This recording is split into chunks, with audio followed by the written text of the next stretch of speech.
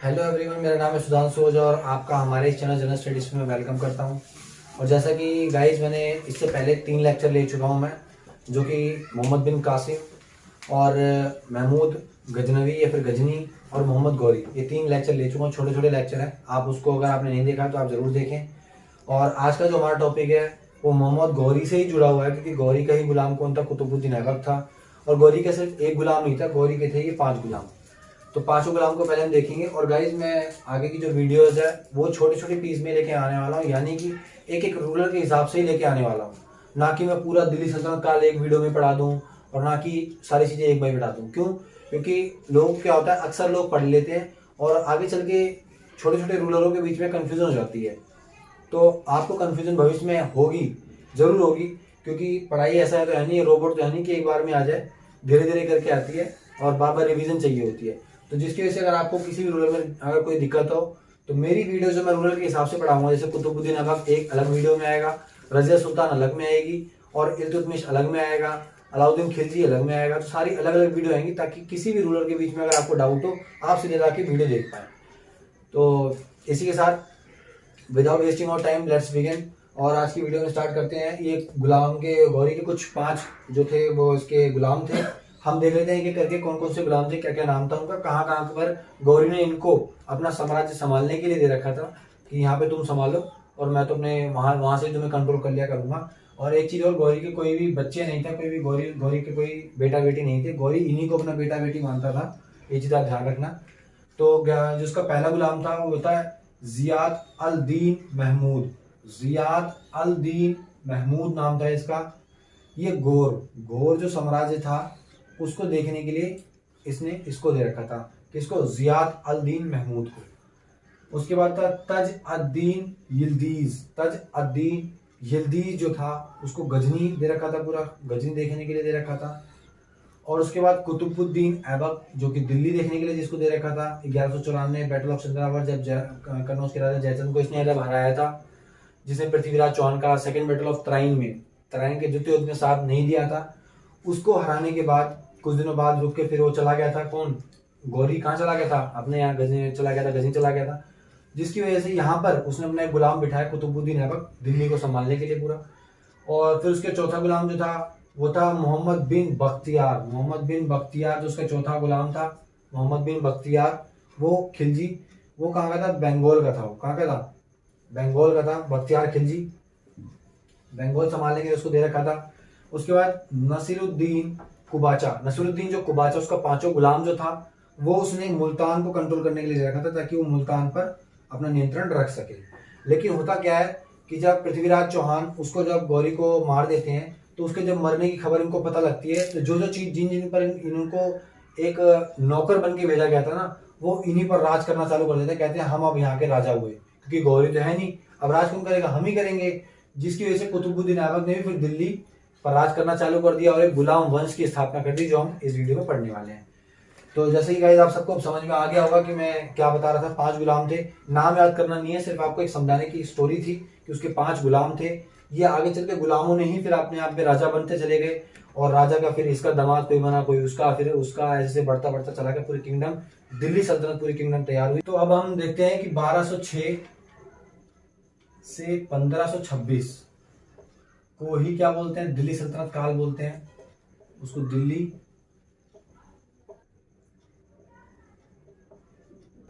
तो 1200 से 1526 को ही दिल्ली सल्तनत काल बोलते हैं। और दिल्ली सल्तनत काल की स्टैब्लिशमेंट अगर पूछी जाए कि इसको किसने फाउंड किया था या फिर इसका पहला राजा कौन था जिसने इसको बढ़ाया था, तो दिल्ली। अच्छा, आप ये भी आज समझ सकते हो कि इसका नाम गुलाम वंशी क्यों पड़ा। तो गाइज, मैंने आपको पहले बता दिया कि ये लोग क्या थे? ये गुलाम थे। ये 5 गुलाम थे किसके? या हम एक की बात करें, मोहम्मद कुतुबुद्दीन ऐबक, तो किसका गुलाम था? ये था गौरी का गुलाम। किसका गुलाम था? गौरी का गुलाम था, जिसकी वजह से इस पूरे साम्राज्य को क्या बोला गया? गुलाम वंश बोला गया पूरा। तो कुतुबुद्दीन ऐबक ने 1206 में कुतुबुद्दीन ऐबक ने 1206 में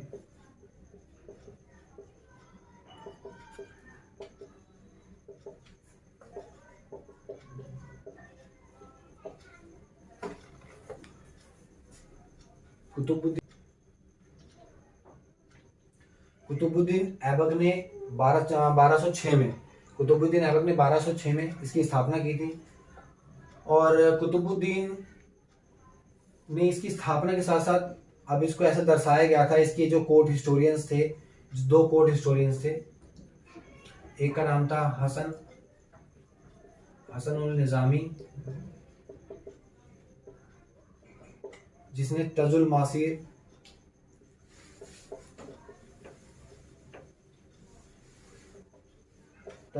नाम की किताब लिखी, और एक था फखरुद्दीन,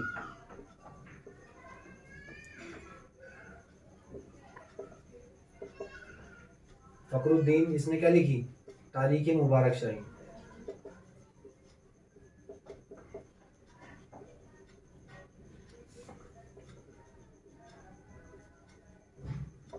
तारीख मुबारक शाही दो किताब, दो इसके दरबारी थे, हसन उल निज़ामी और एक था फखरुद्दीन।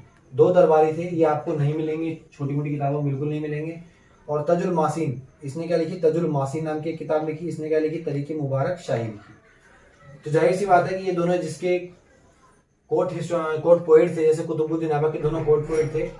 तो कोर्ट पोइट जो कोई चीज लिखेगा तो क्या बिना राजा की अनुमति के लिखेगा? जी बिल्कुल नहीं। जो राजा बताएगा वही ये लोग लिखते थे, अपने मन से भी लिखते थे, लेकिन जहां पे राजा को लगता था कि ये इस चीज ने मेरे बारे में ये चीज गलत लिखी है तो उसको कटवा देते थे। तो इसी वजह से ये लोग जो भी बताएंगे वो इसके पक्ष में बताएंगे कि बहुत दानी हुआ करता था, और काफी ऐसी छोटी छोटी चीजें बताएंगे जिसको हम आगे पढ़ते हैं। स्क्रीनशॉट लेना हो आप स्क्रीनशॉट ले सकते हो। तो अब हम पढ़ते हैं कि मैंने आपको दो उसके कोर्ट पोइट बता दिए, और दोनों ने क्या क्या बुकें लिखी थी, तजुल मासीन, और फखरुद्दीन ने कौन सी लिखी थी? तारीख मुबारक शाही। अब पढ़ते हैं कि कुतुबुद्दीन वही बंदा है जिसने कुतुब मीनार का निर्माण स्टार्ट करवाया था। तो कुतुब मीनार का निर्माण किसकी याद में स्टार्ट करवाया था?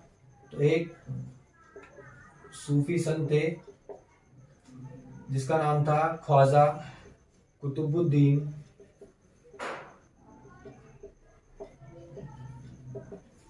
बख्तियार काकी। इसी की याद में, इस बंदे की ही याद में इन्होंने क्या निर्माण करवाया था? कुतुब मीनार का निर्माण, कंस्ट्रक्शन स्टार्ट करवाया था। खाली पूरा नहीं करा पाए थे किसी कारणवश, क्योंकि इनकी उससे पहले ही मृत्यु हो गई थी। तो कुतुब मीनार का निर्माण इन्हीं की याद में किसका निर्माण स्टार्ट करवाया था? कुतुब मीनार का इन्होंने कंस्ट्रक्शन स्टार्ट करवाया था, उसको बनवाना प्रारंभ करवा दिया था। और जैसा कि मैंने बताया कि इनके जो दरबारी थे उन्होंने अपनी किताब में लिखा कि इसको लाख बख्श भी बोला करते थे। लाख बख्श किस लिए बोला करते थे? क्योंकि लाखों रुपए दान में दे दिया करता था। ऐसे लाखों रुपए दान करता था गरीबों को, और जो जिसको लगता था कि हाँ इसको जरूरतमंद है, इसको इतने पैसे चाहिए, तो लाखों रुपए दान करता था, इसलिए इसको लाख बख्श भी बोलते थे, इसको लाख बख्श भी बोला करते थे। और इसने इसके जो फेमस कंस्ट्रक्शन थे, जो इसने क्या क्या चीजें और बनवाई थी, एक तो कुतुब मीनार का स्टार्ट करवाया था, काम स्टार्ट करवाया था, ठीक है, पहला ये हो गया। दूसरा इसने 2.5 दिन का झोपड़ा बनाया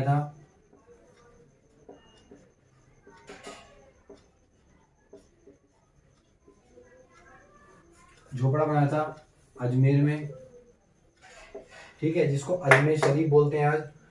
और एक था कुव्वतुल इस्लाम,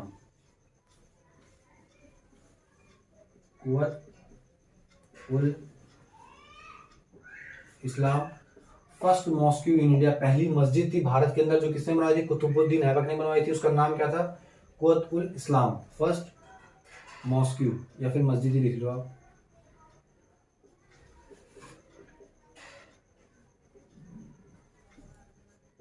फर्स्ट मस्जिद थी भारत के अंदर जो किसने बनवाई थी? कुतुबुद्दीन ऐबक ने बनाई थी। नाम क्या था? कुव्वतुल इस्लाम। तो ये कुतुबुद्दीन ऐबक से जुड़े कुछ तथ्य थे। और उसके बाद कुछ दिनों बाद ही कुतुबुद्दीन की मृत्यु हो जाती है 1210 में ही। महज 4 साल इन्होंने राज किया था। किस पे? भारत पर या दिल्ली पे, आप मान के चलो दिल्ली पे इन्होंने राज किया। कितने साल? सिर्फ 4 साल।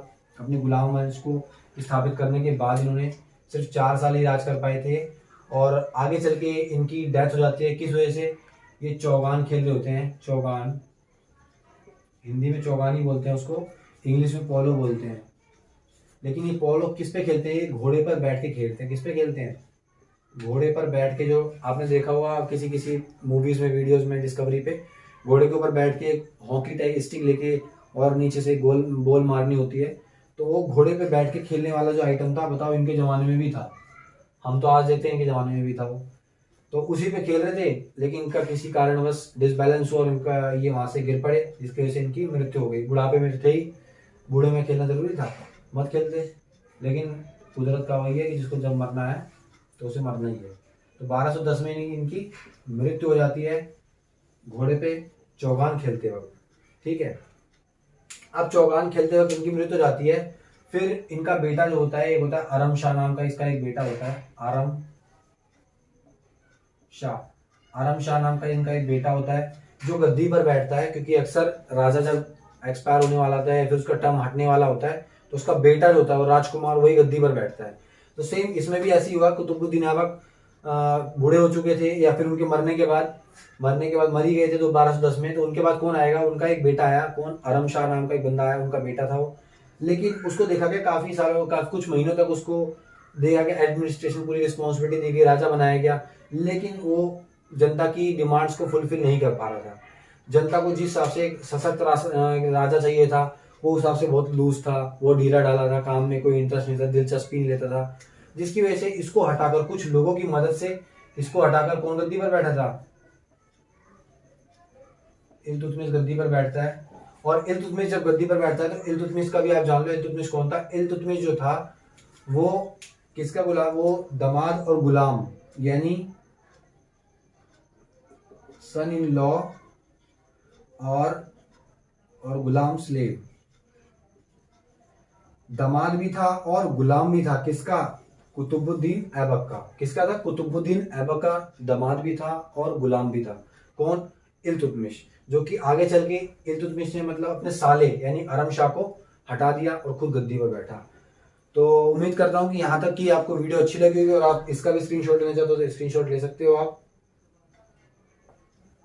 और मैंने सारे इंपॉर्टेंट पॉइंट्स इसमें जो कवर किए हैं वो आपको अच्छे लगेंगे। और अब मैं जैसे मैंने आज कुतुबुद्दीन ऐबक पढ़ाया, तो और जो पीछे तीनों और मैंने पढ़ाए थे, तो आप एक काम जरूर करिएगा कि आपके पास जो भी हो, अगर कोई भी बुक नहीं है तो आप लूसेंट की किताब खरीद सकते हो, छोटी सी, थोड़ा अपना बेस मजबूत करने के लिए। तो आप उससे भी पढ़ सकते हो, लेकिन उसके अंदर भी कुछ कुछ पॉइंट नहीं मिलेंगे। जैसे मैंने इसके पॉइंट बजाए थे, 2 थे, हसमुल निज़ामी और फखरुद्दीन, तो वो तो मिल जाएगा, लेकिन किताबें नहीं मिलेंगी। कहीं ना कहीं कुछ ना कुछ पॉइंट ऐसा होगा जो मैंने यहाँ पे बता दिया और वहाँ पे आपको नहीं मिलेंगी। तो आप यहाँ से पढ़ने के बाद आप वो जरूर पढ़ें, पर्टिकुलर एक राजा के बारे में, सारा नहीं पढ़ना, सिर्फ कुतुबुद्दीन ऐबक के बारे में, ताकि आप मेरे साथ चलिए। और धीरे धीरे ऐसे से एक दिन ऐसा आएगा जब आप देखोगे कि यहाँ पे कुछ सारे राजाओं के बारे में अच्छे से पता है, पूरी दिल्ली सल्तनत खत्म हो जाएगी, मुगल खत्म हो जाएगा, सब कुछ हो जाएगा, सिलेबस पूरा कंप्लीट। लेकिन आप थोड़ा थोड़ा आप भी एफर्ट मारते रहिए, थोड़ी तैयारी करते रहिए। और आज सिर्फ मैंने कुतुबुद्दीन ऐबक जैसे मैंने पढ़ाया, तो आप कुतुबुद्दीन ऐबक जरूर पढ़िए, किसी भी किताब से या फिर गूगल से भी आप पढ़ सकते हो। तो आशा करता हूँ कि यहाँ तक की वीडियो आपको अच्छी लगी होगी, और मिलते हैं अगली वीडियो में इल्तुतमिश के साथ। और तब तक के लिए मैं अलविदा लेता हूँ आपसे। जय हिंद।